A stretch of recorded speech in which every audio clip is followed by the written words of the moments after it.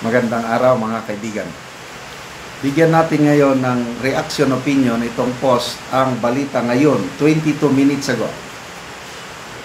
576 million US mansion, juice of contract. Construction Workers Solidarity Party List Representative Edwin Garjola created an uproar online after netizens spotted an alleged lang ito di umano, 576.8 million mansion in Newport Coast, California. According to the real estate data shared online, the property is allegedly named after Garjola Teroso Edwin Lolling and Garjola Judy Silva since 2011. It is estimated to be worth US $10.3 million or equivalent to 576.8 million.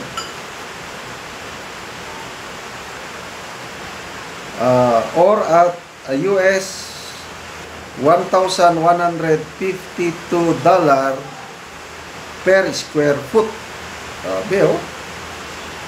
The unveiling of the mansion coincided with the controversial 400 million flood control project in Baliwag, Bulacan, allegedly funded by CWS and former Mayor Ferdinand Estrella.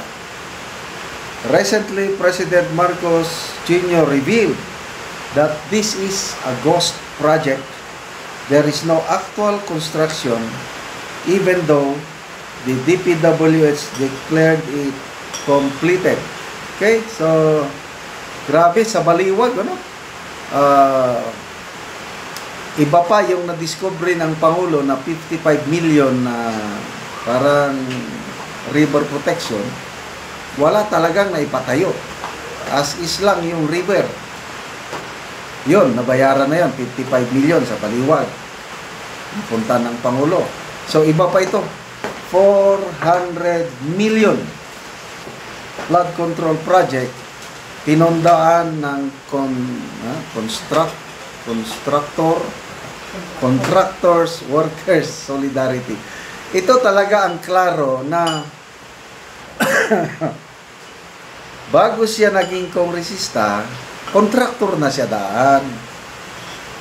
Kaya tama yung sinasabi ni Senator Lacson na meron, although hindi lang niya mapangalanan. Meron akong kilalang isa, kailan hindi ko rin sasabihin. Mahirap na. Bago siya naging congressman, talagang kontraktor siya. Engineer siya eh. So ngayon, ayan, na yung distrito niya may lumabas ng anomalya. So, sino-sino pa ba yung ibang contractors? China-challenge nila si Senator Lacson sa Mayor Magalong na pangalanan. I don't know kung kailan nila pangalanan. Kasi ang alam ko itong si Senator Lacson, Mayor Magalong, nagsusumbong lang sa kanila ang mga kontraktor. Kasi ang kontraktor pala, hindi kontraktora, nakakausap nila ang mga kontraktor mismo na sa tingin ko nahihirapan din ang kontraktor kahit gustuhin man nilang gagawa ng standard project. Wala silang magawa kasi pagpasok mo pa lang may mga royalty fees na yan, may mga anong tawag doon, parang toll gate. Kontraktor ako, papasok ako sa isang congressional district, magbayad na ako kagad ng 5%. Tapos pag nakuha ko na yung project, automatic pa mababawas mga 20 to 30%. Kaya kawawa ang mga kontraktor din kung minsan. Kailan? nakikipagsabuatan na lang. Sige na lang. Basta magkapera tayong lahat, bahala ng taong bayan mabaha. Ganon ang nangyayari. So ito, 400 million ghost project. So, sino kaya yung mayroong article ng Bilyonaryo News Channel?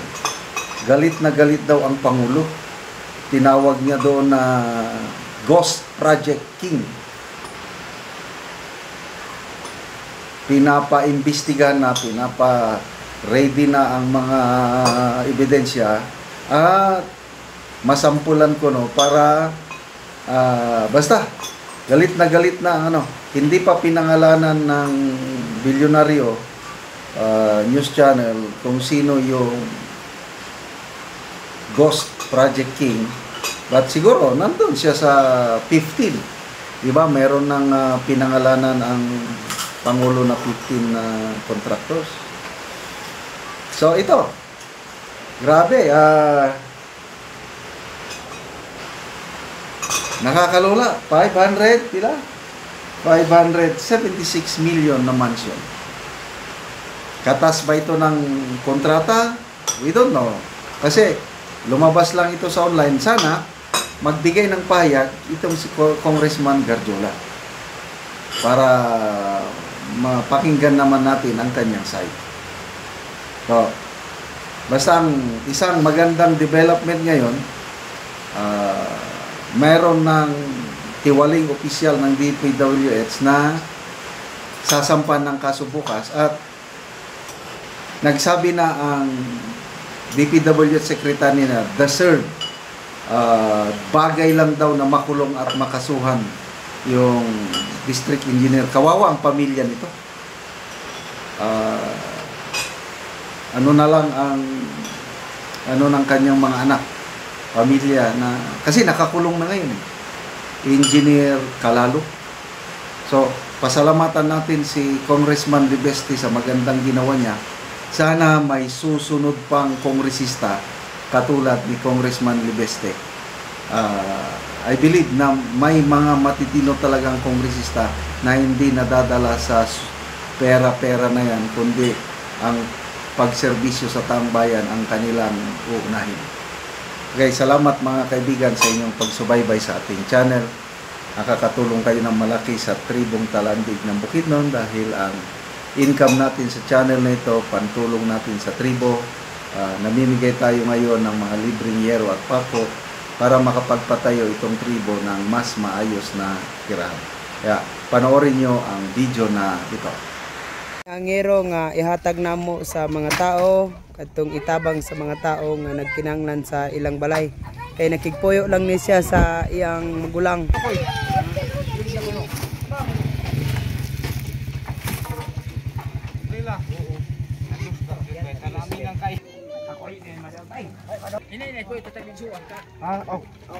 Salamat sir sa sen kay magyatag sa kuha.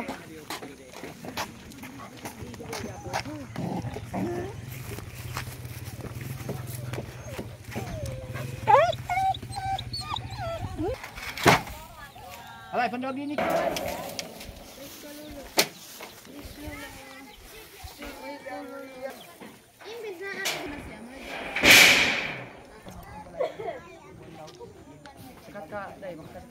Tabangan o gero ika-30 CB na ni kabalay din sa Tin City nga nakatabang.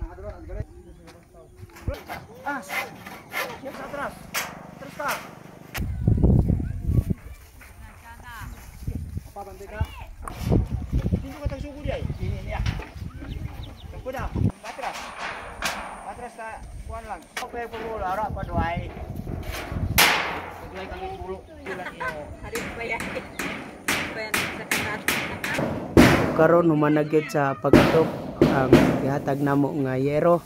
So nakabalay na gyud ang nataga namo gyud. Salamat sa Ginoo. Salamat sa Ginoo ug nakabalay na gyud ko. Samot sa nagtabang sa Oo. Nagtabang isa pa ro unti. Sabi na sa nagtabang sa sin. Oo. Salamat sa Ginoo nga nakabalay ko. Ug tungod sa iya nakabalay ko karon. Kay tulo na katuig pag-ipon na nako. nagkigpuyo lang kasi mong igsuon. Sige, salamat kayo.